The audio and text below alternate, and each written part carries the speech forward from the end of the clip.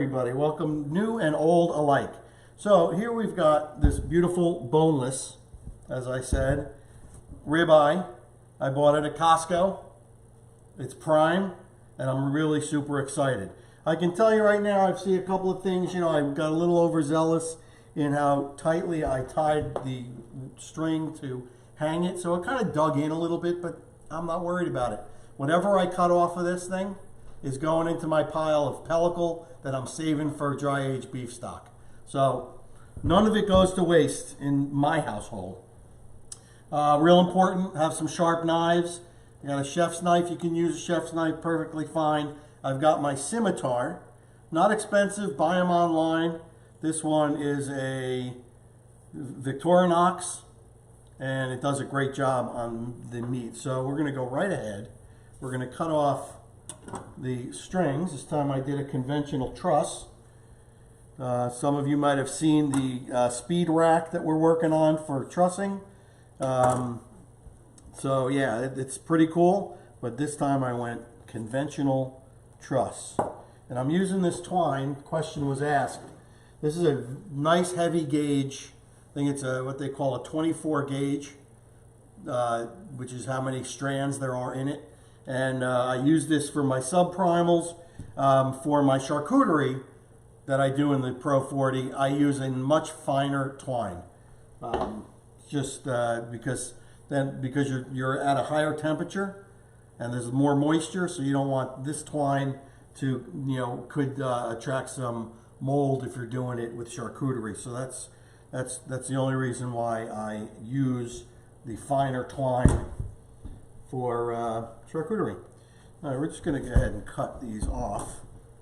And again, it's the pellicle is nicely formed, so it has the string sometimes embeds a little bit, which is totally fine. Just pull it right off. And we're excited because my daughter's visiting from Seattle, and she's going to get her first taste of the 45-day prime dry aged beef that I'm taking out of my Steakager.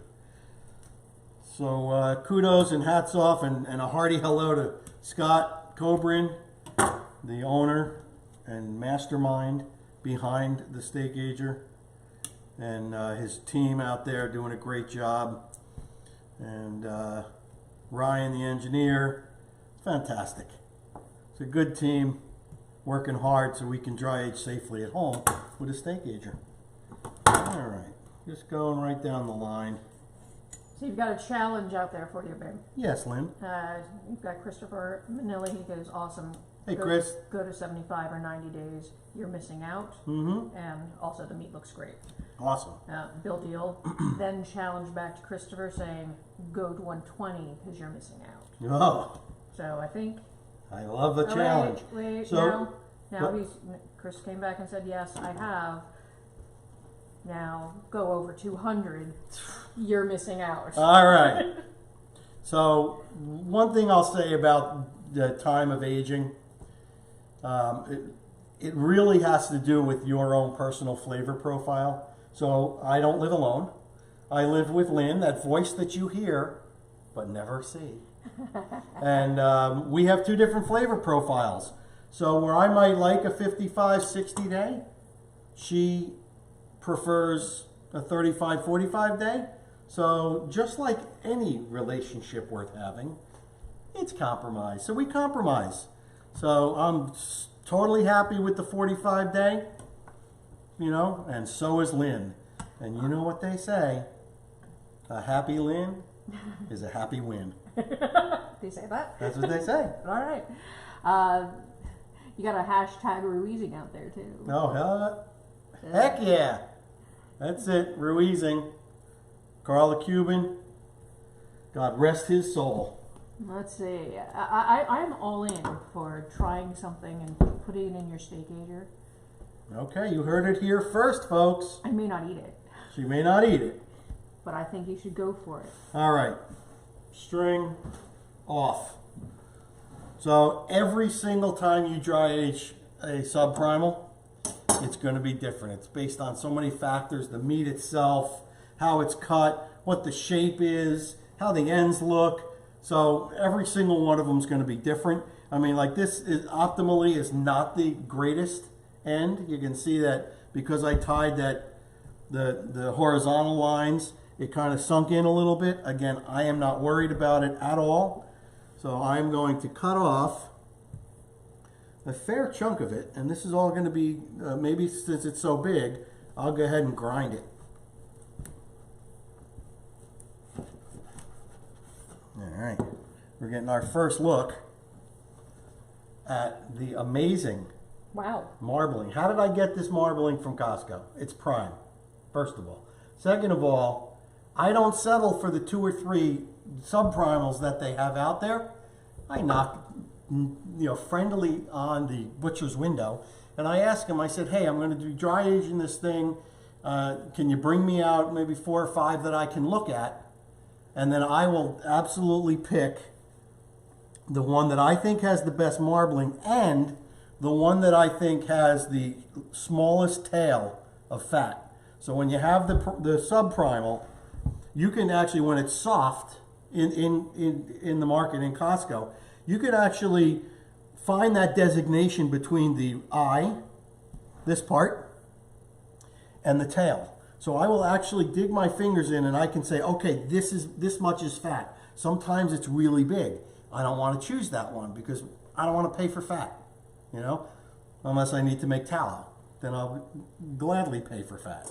But yeah, you can see its marbling is absolutely beautiful. I'm going to grind it up. It's going to be perfect. And what I'd like to do is, and maybe I should have done it when I cut that off, is I want to cut it so it's even and straight. So I'm going to cut a little bit more off of this, just so I can make that end flush. Man, this is going to be beautiful. Great smell to it. I'm going to spin it around. We're going to do the same thing on this side. I'm going to come in real close for that. All right.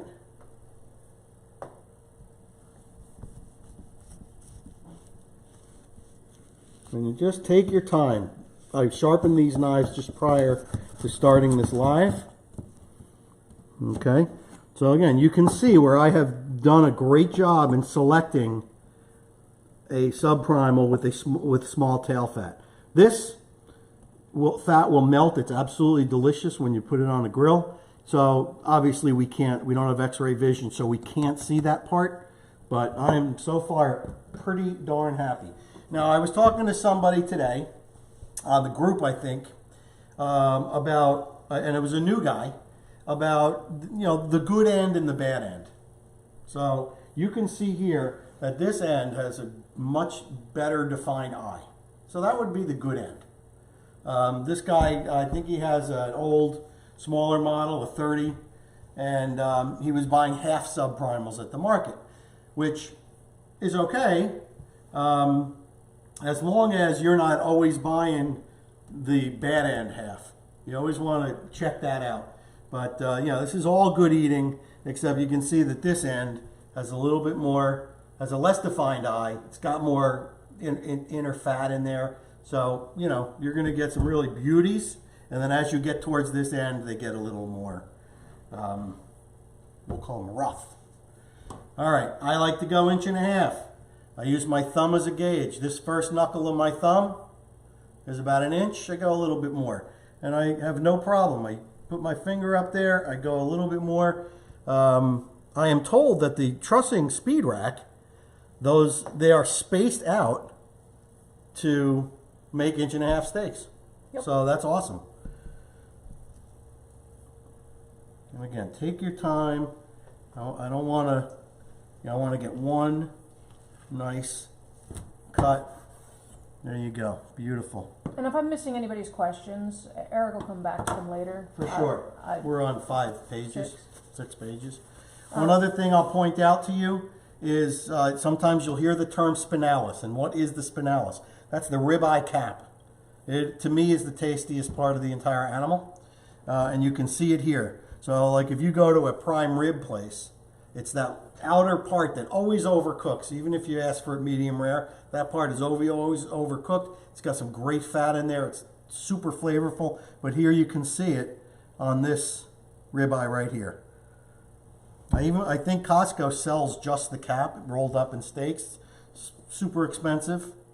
So I actually haven't bought it, but it's really actually really nice. All right. A question that often comes up, and I don't see it out there today, is a question on cutting individual steaks and then removing the pellicle, or removing the whole pellicle at once. It is easier and safer, actually, to remove the pellicle from the individual steaks. And I'll demonstrate a little bit once I get this next steak done.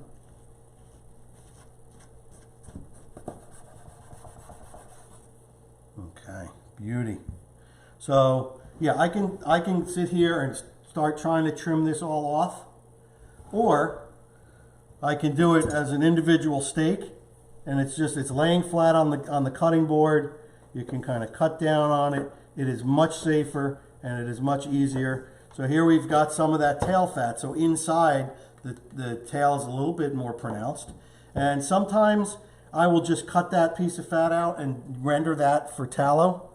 This beautiful melted fat here is soft and beautiful, and that will render nicely. And sometimes I'll just leave a little bit of it on, because we all know that fat is flavor, right? So I can cut this little piece of meat off, and this will go into my tallow bucket. And what I do is, with the pellicle and the tallow, I'll actually collect it, freeze it, and then once I have enough where it makes sense, then I'll make either a pot of stock or some tallow. Now you can see, here's that prized spinalis. I am literally cutting off 1/8 of an inch. So, you know, it's not that much. And people, we talk about the humidity, and I know it's highly published, an 80% humidity. This was mostly about, or for the past few weeks, was 69%, 70%. I don't worry about it anymore, because the difference in the thickness of this part, the pellicle that I'm cutting off, is so minimal, it's really not going to make a difference. Plus, I'm not throwing it away. I'm using it. So, yeah. So I'm going to, you know, just whatever's really hard, I'm going to cut off. Here's again where some of my twine dug into the meat. So that's my bad, you know, and I'm just going to cut this off. If it's brown and it's soft, you're good to go. So you don't necessarily have to cut it off. But the hard stuff, it won't be a nice eating experience. So I tend to cut it off. And there we go. We got a nice ribeye steak. It's beautiful, perfect. Probably if Lynn and I were eating alone, I'd cook just that. If I'm serving more people, I'll probably make 2. All right, so that's cutting off the pellicle. Let me just get through the rest of these steaks, and you'll see how they change as I go further towards that good end. Now you can, of course, if I'm going 1.5 inches, you can absolutely, if you have a family to feed with young kids or whatever that don't eat as much, you could certainly go to that 1 inch and be perfectly fine. You could keep this whole and roast it for a holiday, Christmas dinner or Thanksgiving. Amazing. And if you do keep it whole, then you have to remove the pellicle when it's whole, obviously. Yes. So then you will remove the pellicle. Just when it's whole. Take your time. Sometimes what I'll do also is I like to cut this part flush, so I can do that. I'm going to show you now. So if I was going to use this as a roast, I'll just cut this so it's nice and flush. Just like so. So you're down to nice white fat, getting rid of some of this harder stuff. You just got to take your time. You could stand it up. You can do it this way if you're more comfortable. But even just watching you now, cutting it this way versus the steaks. Yeah. Exactly. It's harder. Yeah, it's definitely harder. But I think maybe I'll cut this down one more steak off of it or something, and maybe we'll make a small roast. You I like it. I've got a recipe that I saw that I want to do involving canoe cut marrow bones.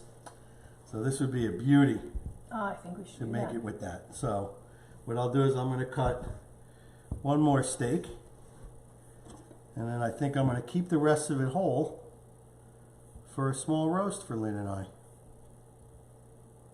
I'm going to cut it in 1-incher.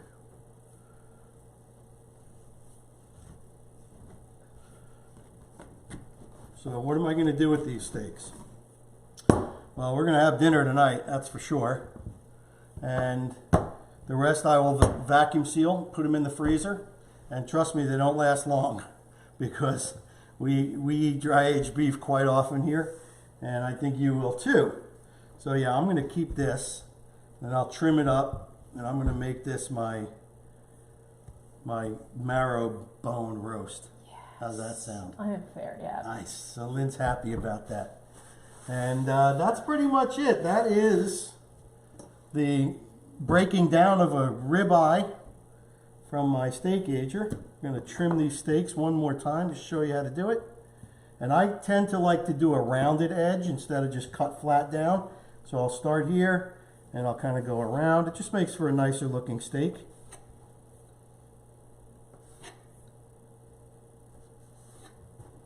Beautiful. Get rid of some of this fat. I don't need all of this fat. And can you show the pile of stuff that you've cut off? And Sure, I can absolutely do that. And then you also have some recipes on Eating with Chef Eric. I do. I have some, I have a dry-aged Korean bulgogi recipe, really good. I think we've got a steak sandwich, sliders. I was also thinking of your, I think the tallow might be out there, but I definitely know the beef stock. Yeah. Yep, dry-aged beef stock is on www.eatingwithcheferic.com. Lots of good recipes over there, not just dry-aged ones. And that's it, guys. That is pretty much the process. Now, we're going to be loading up my Steakager, which we'll come back and do. I'm going to be doing some dry-aged Berkshire, that's heritage breed pork. Very important to know the source. We'll get into that when I do it. So don't go too far. There's another video coming your way on this beautiful Sunday afternoon. So thanks for watching. Again, www.thesteakager.com for more information. Share it with all your friends. Share my Grateful Chef page and website, eatingwithcheferic.com, with your friends and family. And we will see you in a little while and on other Steakager Grateful Chef videos.